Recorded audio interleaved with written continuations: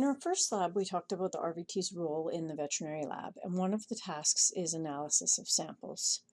An example would be a fecal analysis and identification of endoparasites. It is extremely common for puppies and kittens to be infected with one or more types of endoparasites. And as there are different treatment methods for each type, it is your role to correctly identify these parasites in order for the veterinarian to dispense the correct medication. Because some parasites are zoonotic, meaning they can be transmitted from an animal to a human, safety when working with fecal samples is extremely important. For this reason, we're just going to do a quick review of lab safety.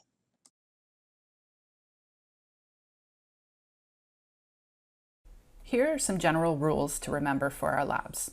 Smoking, eating, and drinking is prohibited in all labs. No food or beverages in any of the lab refrigerators. Lab coats must be worn at all times. Long hair must be tied up while in the lab. Shoes must be worn in the lab, and open-toed shoes are prohibited. No bags are permitted in VTech or biology labs. Bags may be placed on the back counter of chemistry. Never pipette by mouth.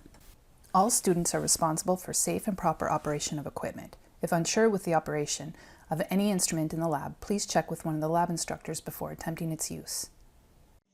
You will be required to wear gloves when working with fecal samples. Gloves will be provided at your workstation. In addition, you will need to make sure that you record your samples and the results in the lab logbook. Again, because some parasites can be zoonotic, we want to make sure that all results have been communicated to clients so that if there is any risk to their health, they can take precautions. Spills in the lab should be cleaned up promptly. Wipe the spill with a piece of paper towel. Spray the area with disinfectant and wait 30 seconds.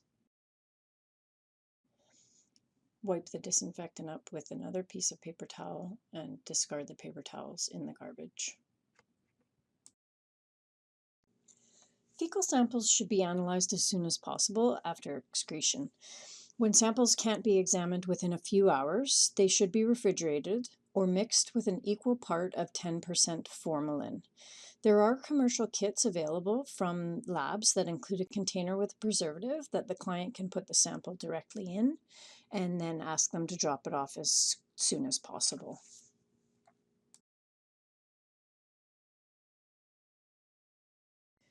The first thing we want to do with a fecal analysis is the gross examination. So we're going to be looking at the color and consistency. So is the stool light brown? Is it dark brown? Is it formed? Is it hard? Is it runny? There are various charts available, such as this one, that will help you describe the consistency of the stool sample. Other things we're going to be looking at is mucus on the surface of the stool sample. Is there any blood? So frank blood is red or fresh blood. And we also want to be looking for melino, which is digested blood. So that will appear as a black tarry feces. And then we're also going to look for the presence of parasites. So roundworms appear as long, thin worms generally, looks a little bit like spaghetti, and tapeworms will often look like pieces of rice on the surface of this feces. So do make sure that you indicate all these characteristics on your gross examination.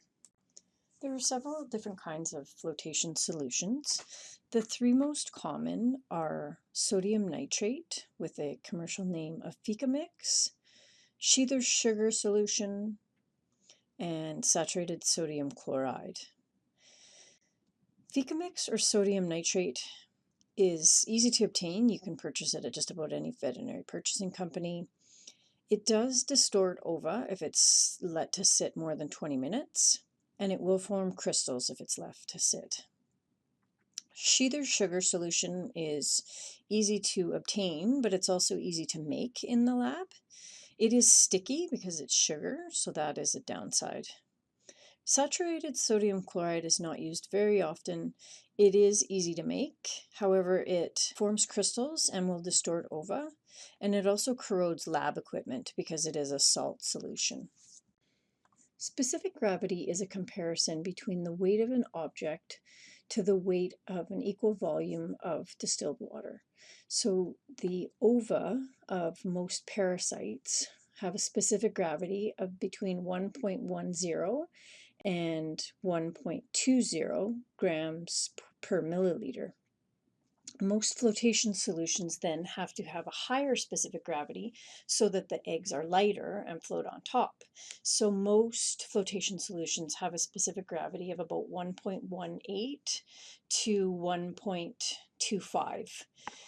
So when we're looking at the specific gravity of these solutions that we've just spoke about, Fecal mix, sodium nitrate, has a specific gravity of about 1.18 to 1.20. Saturated sodium chloride is also about 1.18 to 1.20. Sheather sugar solution is between 1.25 and 1.27 grams per milliliter. So how do we measure specific gravity? We use an instrument called a hydrometer. It's got a bulb on the end and then markings up top for the different specific gravities. And so it will float in the liquid at a certain level, and that will tell you what the specific gravity is. So here we have Fecal mix. The specific gravity is 1.20 written on the bottle. So we're just going to drop the hydrometer in, and you can see it bounces a little bit until it stabilizes. And then we have a look in and we see that it is sitting with the level of the liquid at the 1.200 mark. So if we look at Sheather sugar solution with a specific gravity of 1.27, if we look in here, we can see that it is floating just below that 1.250 line. One other thing to note is that you can see the crystals that are starting to form at the lip of the jug here. So that is a problem with a lot of the flotation solutions. And so it can be really important to make sure that you mix the solutions up before you use them. There are three different setup methods that we are going to look at. The first one is the simple or standard flotation. The first thing I'm going to do is gather all my supplies. I have a slide and a cover slip. I have a plastic cup, I have a tongue depressor, and I have a vial with a piece of gauze made into a bit of a funnel. The first thing I'm going to do is take 3 to 5 grams of feces. That's about the size of a large pea.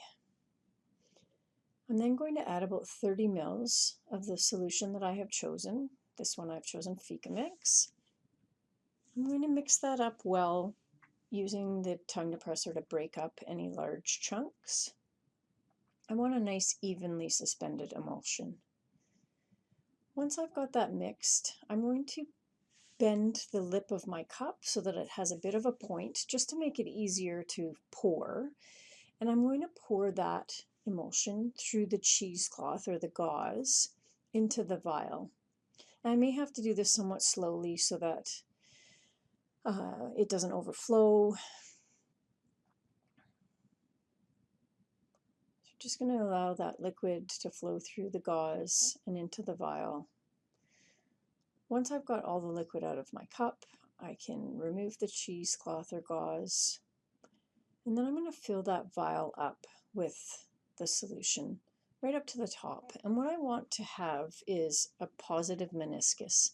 And what that means is I have a bit of a bubble on the top, so it's pushing slightly out over the top of the vial. And what that is going to allow me to do is place a cover slip on top of that. You want to do this gently so that you don't overflow the liquid. Sometimes it does happen no matter how careful you are. And we're going to let that sit for 10 to 20 minutes. Once the time is up, remove the cover slip and place it on the slide. Once we've done that, we are able to examine the slide. Another way to do a simple flotation is with a commercial product such as this one, which is called a fecalizer. You can use either of the flotation solutions. So you're going to remove the insert and fill the bottom of the insert with some fecal matter. Once you've got the bottom full, you're going to reinsert the insert back into the cup. And then you're going to put a small amount of your flotation solution into the cup. Maybe fill it about a third full. And then you're going to turn the insert to mix. And so you want to turn enough so that you get a nice emulsion. And so what the insert does is acts as the filter, like we did with the gauze. So it's a little bit cleaner. It's also obviously a little bit more expensive than the other method. Again, you're going to fill to the top to make a meniscus. And if you remember, I spoke about trying not to spill. This one I filled a little bit too full, and so when I put the cover slip on, I spill over a little bit. That's okay, that's why we have the paper towel there. So again, we're going to leave that to sit for 10 to 20 minutes. Allow those eggs to float up and collect underneath the cover slip. When the 20 minutes is up, I'm going to remove the cover slip and place it on my slide, and then I can go ahead and observe the slide under the microscope. When I'm ready to discard, I can snap the lid down on the fecalizer. With the pill valves, there's also a lid, so I'll just snap that down. Slides and cover slips are going to go into the sharps container, which we see there, the yellow bin. I did have a bit of a splash here, so I'm going to wipe that up. The fecalizers, as well as all of the items here, can go into the regular garbage. And then what I'm going to do is disinfect my bench. So I'm going to spray disinfectant over all surfaces, wait 30 seconds, and then wipe the bench clean.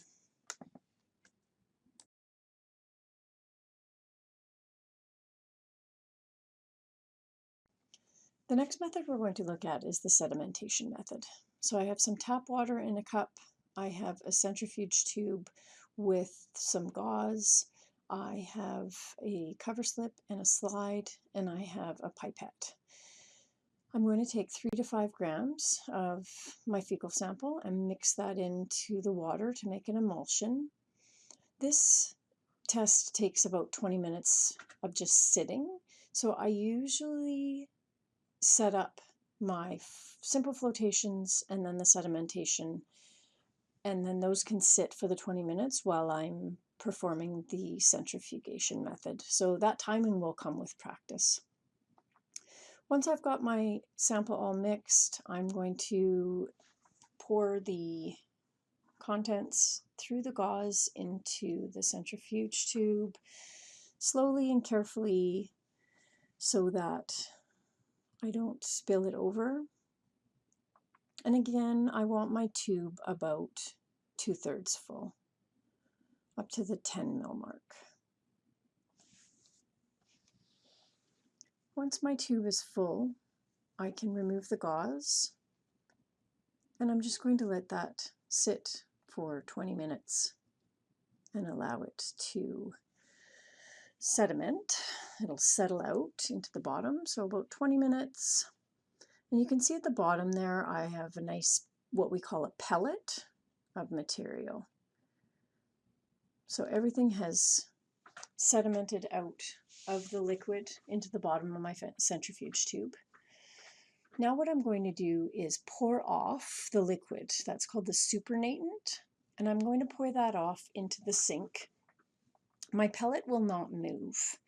So you can tip that tube all the way over and pour off that supernatant, and you can see that I still have that pellet down in the bottom of the tube. Now I can use my pipette to collect a drop or two, place it on the slide, and then place my cover slip and examine it under the microscope.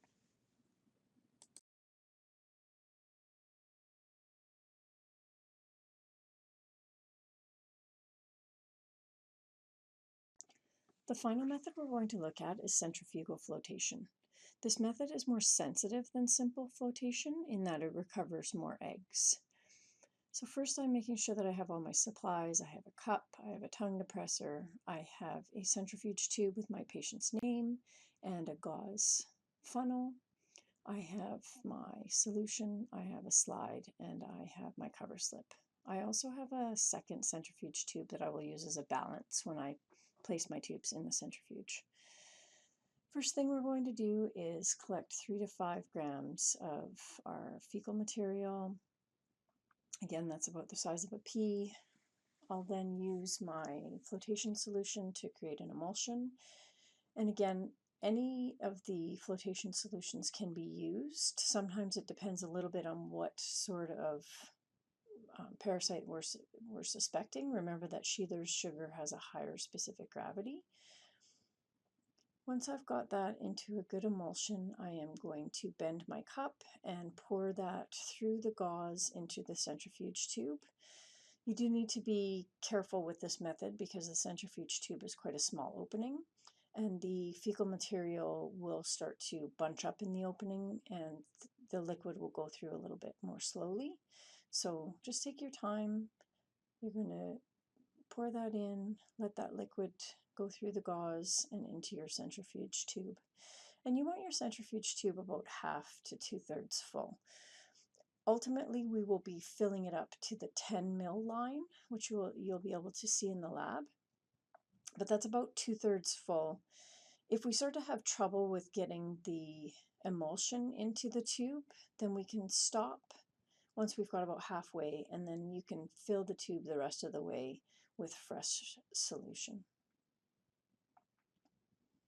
Once we've got that tube filled to the 10 ml mark, we can go ahead and head over to the centrifuge.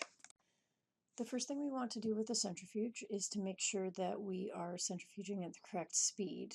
So when we are centrifuging fecal samples, we're going to use the urine speed. So we want to make sure the dial is turned all the way to the left to the urine, and the switch should be on the low or down setting for urine. We want to make sure that we have a balance in the centrifuge. So this is just a second tube that has an equal volume of tap water. It's so that the centrifuge, when it starts spinning, it's not off balance. The other thing that you need to make sure that you do is place the tubes directly opposite one another, again for balance. So place one tube and then make sure the second tube is directly opposite. When you close the lid, you want to make sure that you hear a click, and then you are going to turn the centrifuge on by turning the dial to 5 minutes. However, the timer is broken, so we use a separate timer. So that's going to centrifuge for 5 minutes.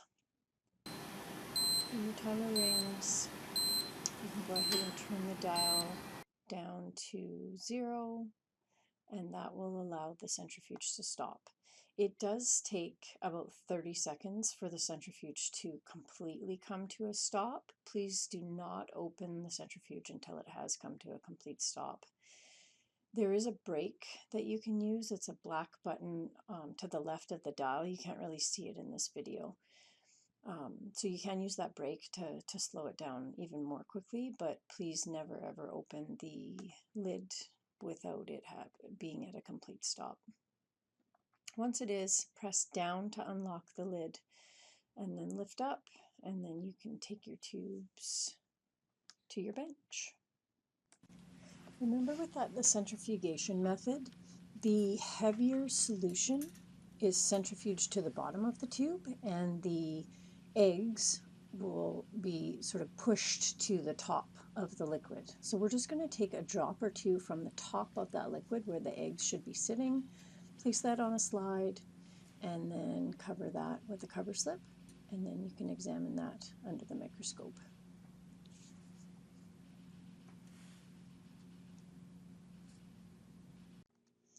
When we're cleaning up from both the sedimentation and the centrifugation methods, the liquid should all go down the sink. The slides and cover slips should go in the sharps container. Anything plastic, the centrifuge tubes and the pipettes can go into the regular garbage. And then we're going to disinfect the bench as well as the sink. So we're going to spray disinfectant on the bench. We're going to rinse the sink, and there are strainers in the drains of the sinks. So make sure those stay in while you're dumping your samples. When you are going to disinfect, you're going to dump the strainer into the garbage. You're going to spray the sink with disinfectant, wait 30 seconds, and then you can wipe your bench and rinse out the sink.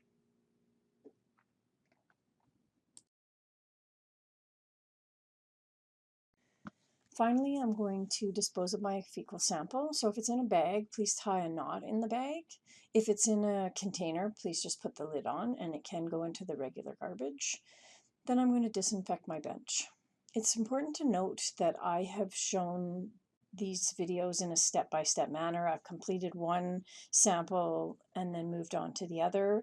Next, I'm going to talk about looking at the slides, but you may have samples set up while you're looking under the microscope, and that's fine. Just make sure that if there are any spills that you are cleaning them up right away and you are disinfecting your bench at the end of the lab. When we're looking at parasitology slides, fecal slides, we are going to be observing them on the 10 times objective. So remember that we're going to be looking at them at 100 times magnification, but 10 times from the ocular lens and 10 times from the objective lens gives us that 100 times magnification. Sometimes we have to go up to the 40 times objective to positively identify an ova, but we're going to be doing the scanning of the slide on that 10 times objective. The other thing you want to make sure that you're doing is viewing the whole slide. And so to do that, there is a pattern that you can use that will ensure that you are looking at every single part of the slide. So what I like to do is start by focusing on a corner of the cover slip. If I can focus on that corner, I know that the rest of the slide will be in focus. And then what I do is I just follow a pattern where I go up, move over one field and come back down. And then I'll move over one field and come back up and across and down. So you're going to go through the whole slide using that pattern. I do go right to the edge of the cover slip because sometimes ova will stick to the edge of the cover slip, so you may find them right out at the edges there. But you're just going to follow that pattern all the way along until you get to the other edge of the cover slip. And so doing it in that pattern all the time, every time, ensures that you're viewing the whole slide, you're not missing any ova that are kind of tucked away. When you come into the lab, you are going to have a series of lab tasks. So for this week, your lab tasks are to view the different flotation solutions that are available in the lab, observe the hydrometer in one of the solutions, set up and read 3 fecal analyses, one by each method shown in this video. You can use whichever solutions you like for those. Any eggs that you observe in your samples, you want to approximate the size using your calibrated microscope. And lastly, you are going to view the prepared slides and approximate the size of eggs seen. As always, if you have any questions, please don't hesitate to call or email one of us. We do want you to come to the lab prepared to get the lab tasks completed. Of course, if you have questions in the lab, we will be there to answer them. But please come prepared, knowing what your tasks are and how to complete them.